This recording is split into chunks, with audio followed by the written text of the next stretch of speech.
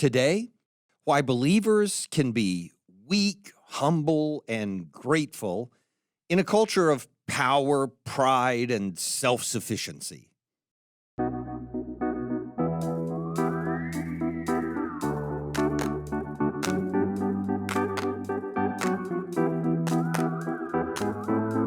Welcome to Coffee with Creamer, where you get to sit down with our host, Dr. Barry Creamer, for a conversation about faith, life, and culture.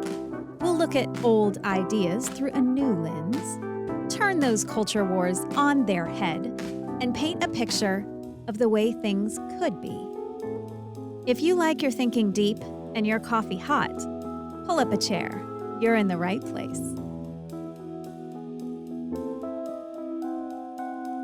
Before I start into today's scripture, and it is a show where we will focus on one passage today, the 18th Psalm.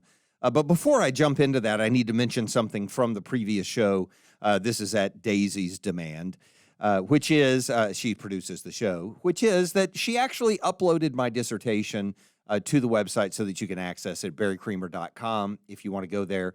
You're also welcome to go there anytime. Obviously, if you get the podcast from the place you listen to podcasts, you may not ever see our website. There are also devotionals there and stuff like that. But if you wanted to access my dissertation because you have insomnia and looking for some solution or something like that, you feel free. I referenced it in last week's show. But today, we're doing the 18th Psalm. As I myself am working through the Psalms, I'm not always bringing those to the episodes, but this one seems particularly appropriate for the very reason that I mentioned a moment ago, that the requirements of this psalm, the nature of this psalm, really does speak to something that should change the way we think about our relationship with the world around us. And it's such a prominent psalm.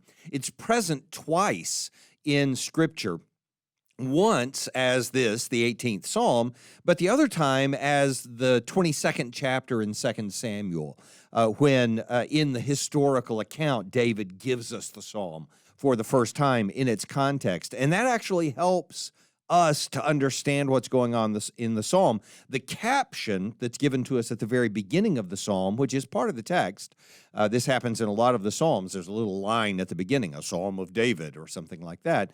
In this case, it mentions that it's a Psalm of David, but it's making the point about some historical information that we might misunderstand if we didn't get the context of what's going on. So I want to mention that first, and then we're just going to read through the psalm. And it's a long psalm, so I'm warning you now.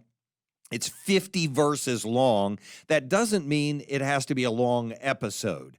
So you may doubt my ability to manage the time on this, but I think we can get there because you will be familiar with a lot of it, and the most prominent features of the psalm are fairly straightforward once you see them. So I think we can manage this. So here's how it goes. It starts before verse 1, and yet in the text, with the statement, "To the choir master, a psalm of David." And by the way, from this point forward, just from that word, from David forward, it is identical with the exception of a word or two, which would have simply meant that by the time it got to the Psalms, the book of the Psalms, to record for us, under the inspiration of the Holy Spirit, of course, it had been adjusted with just one or two words, but nothing of content changes. Verse by verse, one verse off, because they actually do count this as verse 1 in 2 Samuel 22, the passages are identical, which tells us how important this was in any assessment of how the canon comes together. Because Israel considered it so important, because the Holy Spirit considers it so important, whatever the point, it is repeated for us so that we have to pay attention to it. This is the Davidic psalm. This is the one that is which is David's response to what's happened in his life. And so here's the statement. "To the choir master, a psalm of David, the servant of the Lord, who addressed the words of this song to the Lord on the day when the Lord delivered him from the hand of all his enemies and from the hand of Saul." And because it says from the hand of Saul, I think we're thinking, as soon as he's out of Ziklag and as soon as Saul falls on his sword and Jonathan's no longer a rival for the throne, as if he was a rival instead of a friend, we just think, they must be talking about that time period, but it's not. David doesn't give us the psalm in response to Saul's death. That's a part of it, but it's delivered from Saul's hand entirely.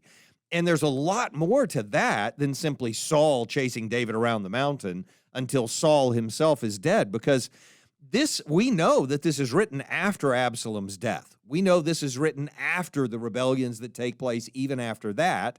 And when David is firmly established on the throne, after all of Saul's household is finally put into a position of submission to the authority that David has on his throne. He's already, and just to give a little more context to it, so you'll remember how much has transpired after Saul's death and before David writes or gives us this psalm in 2 Samuel 22, but here we're reading it in Psalm 18. He's already left Jerusalem being pursued by Absalom to be killed out in the woods, which is very important for the prayer, for the response, for David's praising of God for the power that he has later in this psalm. It's definitely part of the picture of what's going on, is that this is David saying, God protected me when Absalom wanted to kill me out in the woods outside of Jerusalem.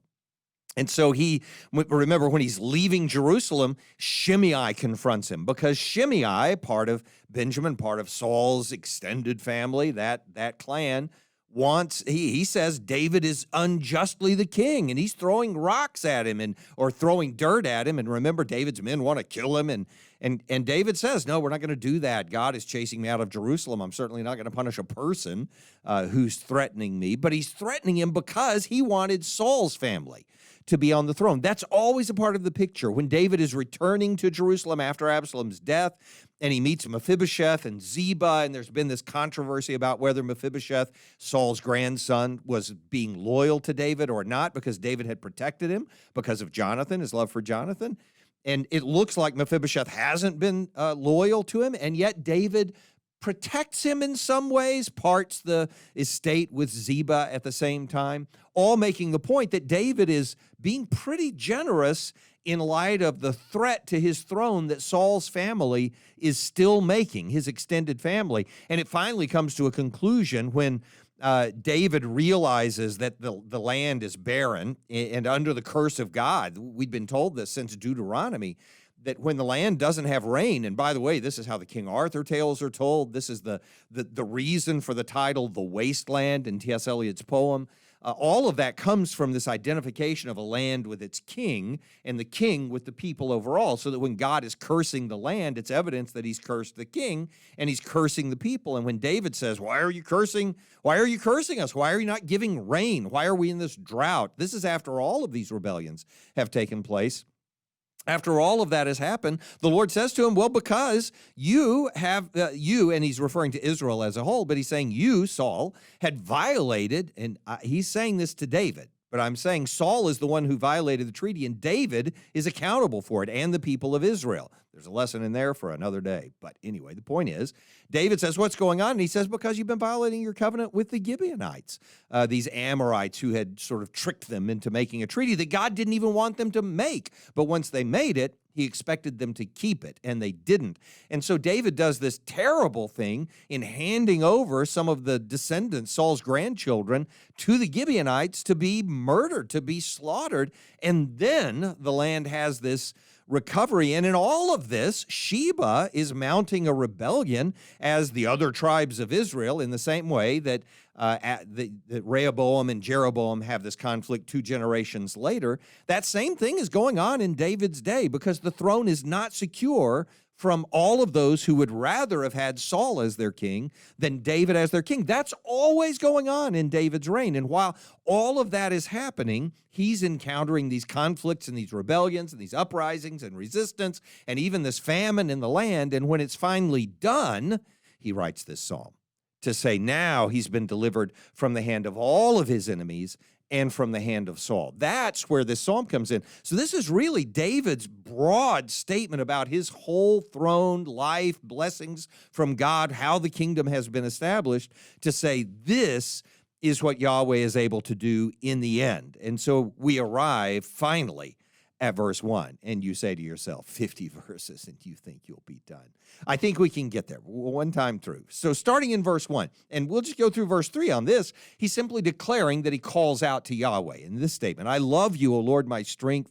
The Lord is my rock and my fortress and my deliverer, my God, my rock in whom I take refuge, my shield and the horn of my salvation, my stronghold. I call upon Yahweh, I call upon the Lord, who is worthy to be praised, and I am saved from my enemies. So in this desperate condition where I find myself, I call out to Yahweh for help. And we see David doing that repeatedly, and he has a need to do it repeatedly because he's in a desperate situation a lot when he's running around the opposite side of the mountain from Saul or when he's hiding outside of Jerusalem from Absalom. He's having to call on the Lord to protect him. And it's the Lord who is his rock, fortress, deliverer, in whom he takes refuge, and so on. So you get the idea. Now, this is just the declaration in the first 3 verses that he calls out to Yahweh for help. The amazing thing is that while David is in this world and in this insignificant position, he calls out for help, and there is a response. Yahweh receives me. Yahweh takes me in. And this would be enough to make an entire psalm. So in the next verses, down through 20-something in the verses, all of it is simply going to be Yahweh receiving this request from David and handling the need that David has in this crisis. So first, here's the picture that he gives. So David is calling out to him as a strength, a rock, a fortress, a deliverer, and so on. And here's how he describes it. Here's where I am, David, in verse 4. The cords of death have encompassed me. So I am already bound in the grave. I am ready to be buried, or I am under the ground. I am in an unsafe place. But I certainly can't reach heaven. There's no way I can escape the bounds of this world. So I'm trapped here. The cords of death have encompassed me. The torrents of destruction assailed me. The cords of Hades, Sheol, entangled me. The snares of death confronted me. So I'm trapped. I am pinned in the woods. My foot is stuck in a trap, and I can't get out of it. So there's no way I can get to the temple. I can't go to God to offer a sacrifice. I can't arrive at his throne room to ask for help. But in my distress, while I am bound to the world, while I am stuck in this grave, in my distress, I called upon the Lord. This is in verse 6. To my God, he called on Yahweh. To my God, I cried for help. And from his temple, he heard my voice, and my cry to him reached his ears. From this man who is stuck, where I've heard people say it before, that they're praying and they feel like their prayers are bouncing off the ceiling, this is what David is describing, stuck in a room with an iron ceiling where there's no way that my prayers could enter into the throne room of God. The ant calling out from the railroad track, to use the old metaphor. In that voice, I cried out to God so that nobody would have heard anyway. No one else in this world would have heard, and God sealed up in this temple of holiness where no one can approach him. As the exalted, remote, transcendent, distant God, Yahweh, from that temple of holiness, heard my voice. He heard me. And my cry to him reached his ears. So here God listens to the cry that David gives from this world. Starting in verse 7 now, we get an idea of who it is that responds, and the description of who it is that responds is no longer remote and transcendent and exalted and distant, but that God who is all of those things, is also the creator. And I'll explain why I'm referring to him as the creator in just a moment. But the point is that he's not just transcendent, he is also immanent. He also comes into this world and makes contact with it, and not just makes contact with it, but owns the whole thing. So starting in verse 7, and if you are looking at it, you'll notice this with me, that in verse 7, it's talking about the earth. In verse 9, the heavens. And finally, by verse 15, it's the sea. So the heavens and the earth and the sea, those three things are always the characterization given of the whole of creation from top to bottom. And there are times, he does this once in Psalm 8, there are times when he will start at the middle because that's where we are, and then look out from there. So we start with the earth where we are, and then we go up to the heavens, and then we go down to the sea. Other times, he'll start at the top and go to the bottom, from the heavens to the earth to the sea and all that is in them, and so on, the language that's used in several places in the Old Testament. So here, he starts with the earth, then the earth. So I've called out to God from my weak position and my trap where I have no hope whatsoever, and I don't even expect the transcendent God to hear me because I don't deserve to be heard, and I'm so weak, and he's so holy, I can't approach him, and yet he has heard my cry. That holy God who is so transcendent, will he respond? I don't. When I called out, the earth itself reeled and rocked. The foundations also of the mountains trembled and quaked because he was angry. So it's not just things are happening in the earth. God is angry and responding, and he is shaking the earth in response to my cry. And you can hear where this is going. He's going to be saying, I am trapped in the underworld. I am bound. I am encompassed by the bonds of death itself. So I am trapped in the underworld, and God has heard me from his temple and is going to move heaven and earth to respond to my need. So the earth reeled and rocked. The foundations also of the mountains trembled and quaked. And this becomes a description of a volcano, you'll see.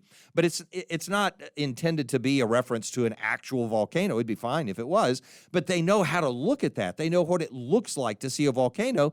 And so he's using a metaphor to say, if I could describe God in terms of the earth, he would be the volcano. And so in this personification of God's action on David's part to move the earth, he said, have you seen a volcano? That's the best description I can give you of how profoundly and powerfully David responded to, the Lord responded to my prayer. And so he says, smoke went up from his nostrils. After he has said the mountains were trembling and quaking because of his anger, smoke went up from his nostrils. Devouring fire went up from his breath. Glowing coals flamed forth from him. Then he moves to the heavens above.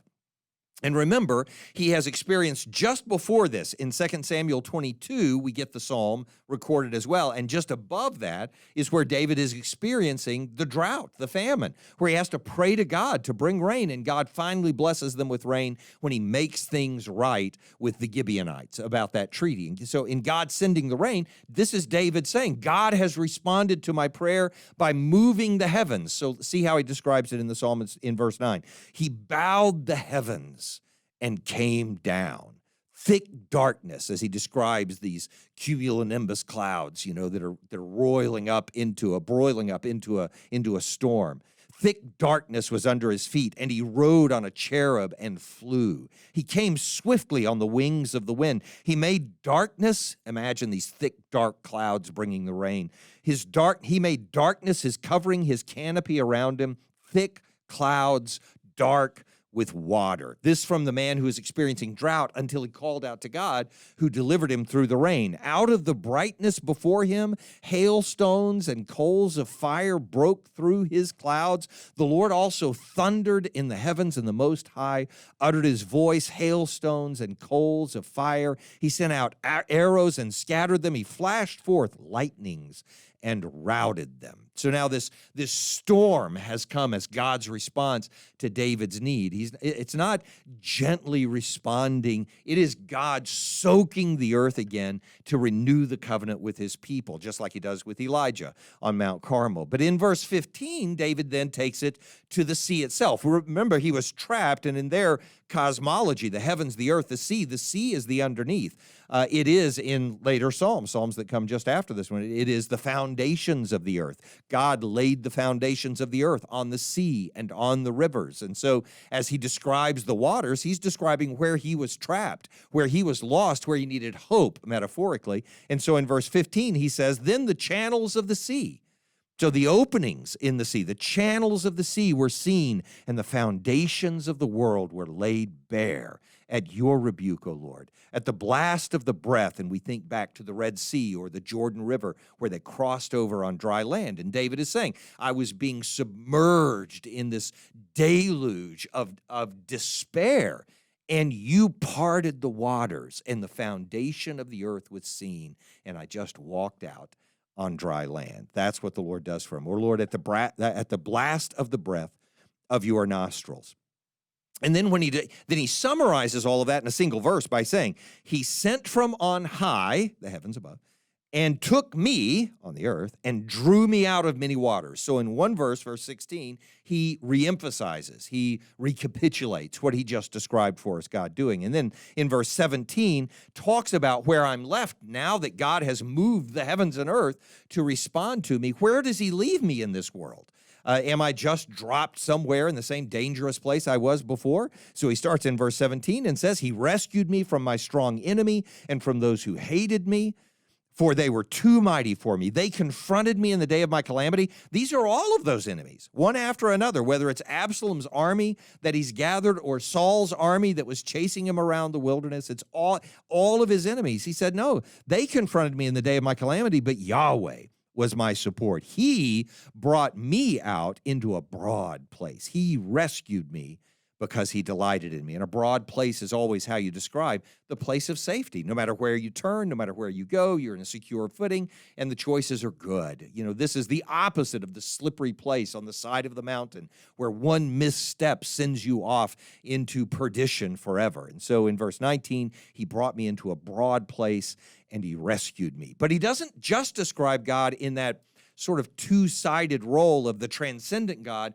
who, remarkably, from his temple is willing to hear my voice, but also who created the heavens, the earth, and the sea, and all that's in them, and moves all of that creation in response to my need. He's not only transcendent, immanent in contrast, but he's also and this is in contrast to simply being the creator, the one for whom you would describe the heavens, and the earth, and the sea. Beyond being the creator, he is the judge. He didn't just create the world and turn his back on it. He didn't create the world and leave it to run. He created the world and has expectations for it, and he oversees the fulfillment of those expectations as the judge.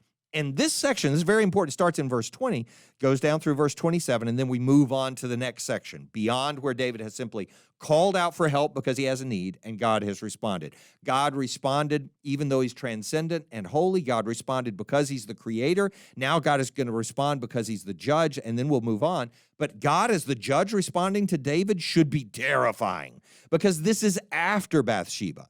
Remember, all the things that happen with Absalom's rebellion come as a consequence of what happens with Bathsheba and the transition of David into this mimicry of Saul and his kingdom, because David is no better than Saul by this point. And if you say, well, that doesn't make any sense at all, no, that is the point. David is the chosen one, but he's not chosen because of his self-righteousness. He is anything but that. And yet, listen to his words, starting in verse 20. This is after all of these episodes, including Bathsheba. The Lord dealt with me according to my righteousness, according to the cleanness of my hands. He rewarded me. What on earth can he mean by righteousness and the cleanness of my hands? Because I have kept the ways of the Lord. I don't think the ways of the Lord are supposed to include murder. So why is he saying that? For I have kept the ways of the Lord and have not wickedly departed from my God. But listen, he clarifies exactly what he means, and not hedging it, not compromising it, but acknowledging the reality of where his righteousness comes from, where his clean hands come from. And if we were studying Psalm 51, the one you're familiar with, his repentance from Bathsheba, then you would remember the end of that psalm, the real sacrifices of God and the things God actually demands from us. And this is the broken and contrite spirit, right? That's the passage I'm talking about in Psalm 51. Here he gets to that in these verses. Verse 22, for all his rules were before me, and his statutes I didn't put away from me. I was blameless before him. I kept myself from guilt. In what possible way? So the Lord has, he repeats it, rewarded me according to my righteousness, according to the cleanness of my hands in his sight. And then what does it mean to be righteous? What does it mean to have clean hands? Starting in verse 25. With the merciful, you will show yourself merciful. This is a theme repeated not only in the Old Testament, but in the New Testament as well, in the book of James, for example. So it shows up all of the time. With the merciful, you will show yourself merciful. With the blameless man, you show yourself blameless. With the purified, you show yourself pure. With the crooked, you make yourself tortuous, crooked. For you save a humble people, but the haughty eyes you bring down. It's in David's contrition, humility, repentance, his coming before God and knowing that only in the mercy of God does he find his rescue, that he describes his own righteousness and cleanness of hands. I'm not hiding it from God anymore. My hands are clean because I have brought them up to God and he has washed them in his mercy, and in his power then delivered me from those who are against me. And his statements of the power of God delivering him are followed by these statements that power was expressed as mercy on somebody who had been guilty and needed the mercy of God to respond to him. This is Yahweh as judge, and there are a lot of passages where this happens in the Old Testament that just after he is described as the creator, he is then described as the judge. The way we think of that in the New Testament or in some of our hymns is when we say the words, he is creator and sustainer. That's the point of it, that God not only creates the world and then leaves it to run, but God stays here. So that when we're saying, how could a good God allow a world to operate like this? God has come into this world because it is such a mess. God has come into the world because we disobeyed him. But he did not come into the world bearing his sword and crushing in the grape vat. He came instead as the one expressing mercy. The world was already judged. The world was already condemned. So he sent one to save, to deliver, to heal the world. And that's what he's doing with David here as well. So that's through verse 27. Then there's this pivotal passage right in the middle. And you can see that we're going to make this. Come on, have some confidence. So he takes this pivot in verses 28 through 30, where light infiltrates the darkness, where the possible overtakes the impossible, where there is shelter to be found out in the open. And think of this as David out in the open, in the woods, running from Absalom, and yet finding shelter in God and being perfectly safe. So he says in verse 28, it is you who light my lamp. The Lord my God lightens my darkness. For by you, he says in the second metaphor, I can run against a troop. If you are an individual and you find an entire legion of soldiers against you on the other side, then you don't go there. You can't get past them, but he can. By you, I can run against a troop. By my God, in fact, we describe it this way. We say, I ran into a brick wall. He is saying, I ran into a brick wall, but this is how he says it. By my God, I can leap over a wall. So I came against a wall that I shouldn't have been able to get past, and I called out to the Lord, and I just leaped over the wall. Now I'm not stuck behind the wall anymore. Again, this is the pivot in the psalm, and I'll talk about what he pivots to in just a moment. And then he finally says it this way, this God, his way is complete, it's perfect. The word of the Lord proves true. He is a shield for all those who take refuge in him. So that when I don't have a shield, when I don't have refuge, I have a shield and I have refuge because I have Yahweh. And so this pivot actually takes us from being a person who's in desperation and need and calling out to God and finding rescue, so he delivers us, that's fine. It takes me from that to a person who has now leapt over the wall with a light for my path, and now I'm being sent by God to do something. I'm not running from things anymore. If anybody's going to be running, it's the people who are in my way, because God is now sending me to accomplish what he's called me to do. So starting in verse 31, and this is, it's obvious for David. I mean, he spent his entire early life running from things, and yet seeing God deliver him and then turn it into the very means by which he sees these unbelievable accomplishments, successes, conquests. And that's from the bear and the lion to Goliath, all the way past Absalom's tragic loss to sitting on the throne now and saying, God has established this and proven that it is his work, and now I'm going to pursue it. How does he pursue it, and where does God send him that he wouldn't have gone on his own? Well, here first, Yahweh gives the direction to him and then the power to accomplish that thing. It's as if he says, not only did he let me leap over the wall, but he carved out a path for me, lit it, and said, go that way, and then gave me the power and the strength to do it. So who is God but Yahweh? This is verse 31. Who is a rock except our God? The God who equipped me with strength and made me blameless. He made my feet like the feet of a deer. He set me secure on the heights. He trains my hands for war so that my arms can bend a bow of bronze. And if you hear this and think, oh, yeah, great, we're going to go destroy those politicians on the opposite side of the aisle. We're going to go defeat those people on the opposite side of the culture war. You're missing the whole point of how we ought to be reading this conquest from David, at least based on how Paul says we should take things like this. I'll give it to you in just a moment, but you can hear, can't you already? I mean, he's taking up this bow, the weapons of warfare. Aren't you hearing Paul in Ephesians 6 talking about our panoply, talking about the shielding, the protection and the equipment that God gives us so that we can fight our warfare? I'll read some of that for you in just a moment. In verse 35, he says, you have given me, David says in Psalm 18, you have given me the shield of your salvation, and your right hand supported me, and your gentleness made me great. You gave me a wide place for my steps under me. He has said this twice. You've given me a wide place for my steps. And when he's not focused on the fact that the place is wide, he says, you've given me the feet of a goat, so that even if I'm in a place where others would think it's dangerous, it's nothing to me.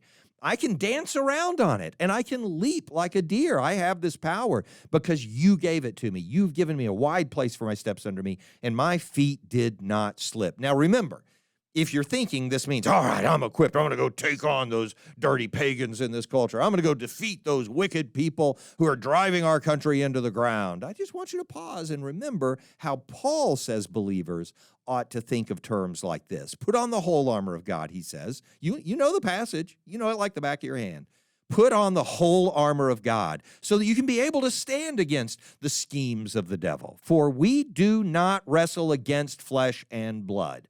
I just don't know how many ways we can say that to make it any clearer than what it says. People are not our enemy. And to the extent we make people our enemy, we are ignoring the whole point and message of the New Testament and what God does for us, which I'll come back to in just a moment. We don't wrestle against flesh and blood, but against the rulers, against the authorities, against the cosmic powers over this present darkness, against the spiritual forces of evil in the heavenly places. And again, it was not an accident. You can go back and listen to the episode about David and Absalom. It was not an accident that David is crying out in agony over the death of the man who was trying to kill him, chasing him out of Jerusalem, his son Absalom. And so we are opposing spiritual forces of evil in heavenly places. Therefore, take up the whole armor of God so that you can be able to withstand in the evil day, and having done all, to stand firm. That language is not accidental. This is what David is talking about. You've given me your armor, and you've allowed me to stand firm in a broad place with the feet of a goat so that I never slip. I am secure because you have not only rescued me from my desperate need, but I'm no longer simply trying to hunker down and protect myself. I'm no longer pulling out my weapons to defend myself. I've leapt over the wall. I've run against a troop. I am equipped by God to pursue the path that He's laid in front of me, and it's the enemies who ought to be terrified right now, because it's God who's equipping me to pursue His will. And by the way, to finish that passage out in Ephesians 6, what exactly does Paul say he's finally been equipped to do so that this power can be fully manifested in him? He says, to that end, keep alert with all perseverance, making supplication for all the saints and also for me, that words may be given to me in opening my mouth boldly to proclaim the mystery of the gospel. And in Ephesians, there is no confusion about the mystery of the gospel, that people who were formerly our enemies are now part of the family of God. That is not a mystery of the gospel. That's the mystery of the gospel. Go back and look at it in Ephesians 3, and you'll see what I'm talking about, if you choose to read the Bible in Ephesians 3. as I've requested. Anyway, here's the point. So here's where we are so far. We've had this pivot, and now God has sent me on a mission and equipped me. So I'm not hiding in the woods with nothing. I am fully equipped, not with the armor that everybody else has, but with Yahweh. He is my shelter. He is my refuge. Remember, that's how the psalm began to begin with. Now we're starting into verse 37, which, by the way, stand in contrast to verses 16 through 19 at the beginning of the psalm. So in verses 37 through 42, we're going to be talking about the victory he gives me over my enemies. And in 16 through 19, we saw him delivering David from his enemies. So he rescued me from my strong enemy. Here's David going against his enemies. And look what happens. I pursued my enemies and overtook them, and did not turn back till they were consumed. Remember, the opening of the psalm, he's being pursued by his enemies, and he's praying to Yahweh to be delivered from them. Now he's pursuing his enemies, and he overtakes them. And I did not, he says, turn back until they were consumed. I thrust them through so that they were not able to rise, and they fell under my feet, because you equipped me with strength for the battle. Again, put it in the context of Ephesians 6. And you made those who rise against me sink under me. You made my enemies turn their backs to me. And those who hated me, I destroyed. They cried for help. Who else cried for help in the psalm? David. David cried for help, and God rescued him. I have called out to the Lord for help, and the Lord is my fortress, my rock, my strength, my refuge, and so on.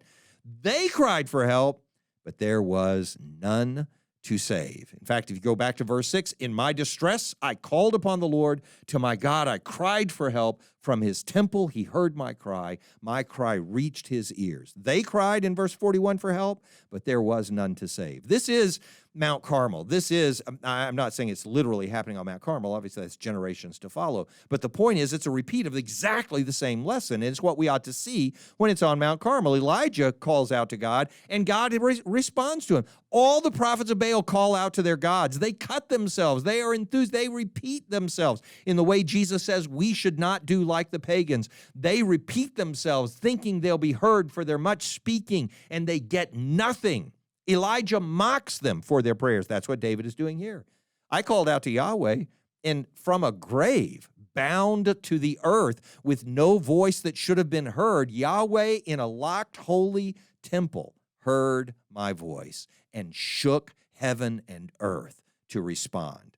They cry out to their false gods for help, and there's nobody there. So there's no deliverance. This is exactly the opposite of what was happening at the beginning of the psalm. Verse 42, I beat them fine as dust before the wind. I cast them out like the mire of the street. You gave me a broad place to stand. You made them the slippery place where others stand. That's how far removed the enemies of God are from his people. Starting in verse 43, you delivered me from strife, and this is Yahweh exalting David so much that where he was running from his own throne room before, being pursued by Absalom, now he is being made a ruler on a throne over other nations. You delivered me from strife with the people. You made me the head of the nations. People whom I had not known served me. As soon as they heard of me, they obeyed me. Foreigners came cringing to me. Foreigners lost heart and came trembling out of their fortresses. Yahweh, my rock, my shield, my strength, my fortress, I hide in him. These were hiding, and once you put me on the throne, they knew they had nowhere to hide. And they came out cringing for mercy from me. And who do I thank for that? Yahweh. And so now I would compare this with verses 1 through 3, going back to the beginning of the psalm, where he talks about how much he loves the Lord. Now we understand why he's able to say that. And so he says, the Lord lives, blessed be my rock, exalted be the God of my salvation, the God who gave me vengeance and subdued peoples under me, who rescued me from my enemies. Yes, you exalted me above those who rose against me. You delivered me from the man of violence. For this I will praise you, O Lord, among the nations, and sing your name. Great salvation he brings to his king, and shows steadfast love to his anointed, to David and his offspring forever. So what does this leave us with? Let me give you 3 thoughts about this real quickly, so that we can understand the attitude we ought to have toward ourselves, toward God, and then towards others as well. Number 1, call on Yahweh. This is not a super complicated part of the psalm. Call on Yahweh. Whatever you face, It was created by God. The reason we get angry, the reason we're red-faced and screaming against the culture, the reason we fear, oh, what are we going to do? How are we going to oppose this? How are we going to defend ourselves? Is because we lack power or we lack trust. That's just the reality. That's where anger and fear come from, a lack of control. Well, if Yahweh created everything, the heavens and the earth and the sea and everything that's in them, then whatever it is we're facing, it was created by God, and believers have the ability then to know that God is in charge of it. That doesn't mean it's okay. I'm not saying that what God created, oh, it's just beautiful that I'm facing this crisis in my life. I'm not saying that. Death, for instance, is not a friend. It's the enemy. It's the last enemy to be defeated, as Paul says it in the letter to the Corinthians. It doesn't mean it's okay, but it does mean God can handle it. And so even if I don't personally have power, I know God does have power, and suddenly my anger and fear can subside. And I can be a person who calls out to the Lord and trusts Him to put a broad place around me and give me a place to stand and to be steadfast. So I find peace. Number 2, we humble ourselves before Yahweh. This sounds easy. It sounds like we're doing a great job of that. But the reality is we love to compare ourselves with people who don't measure up to our standards of one kind or another, whatever the standard is. I don't care if it's political or moral or just personal accomplishment or whatever you think it is. The reality is we're all under exactly the same judgment from God. That's why we hope not in our power, but in God's refuge. That David's response to all of this isn't, oh, and look, I rose up and conquered these enemies on my own. No, I called out to God while I was bound in the grave, and He rescued me.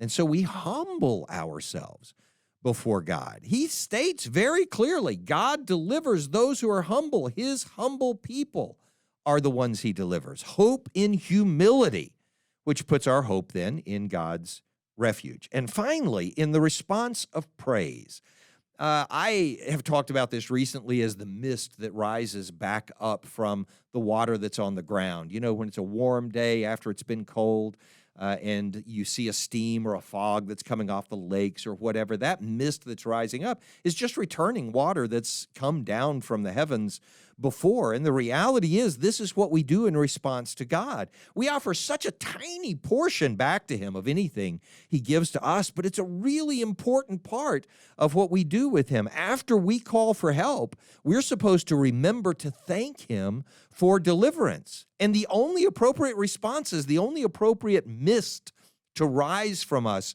back to God would be these. Humility rises from us to meet the power that descends from heaven. Gratitude rises from us to meet the mercy that descends from heaven.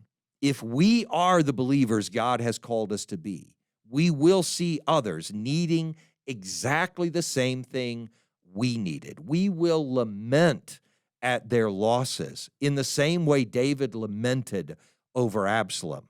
But we will seek our refuge, not in our own power, not in our own expression of it. We will seek our refuge in Yahweh, who, by responding in power and mercy, will receive from us then our humility and gratitude. Thanks for joining us for Coffee with Creamer. Your cup of coffee may be finished, but we are not. Come back next week for a refill as we sit down to examine a new set of ideas and cultural issues. Don't miss an episode. Subscribe wherever you get your podcasts or visit our website at barrycreamer.com. Until next time, keep your mug hot and your mind sharp.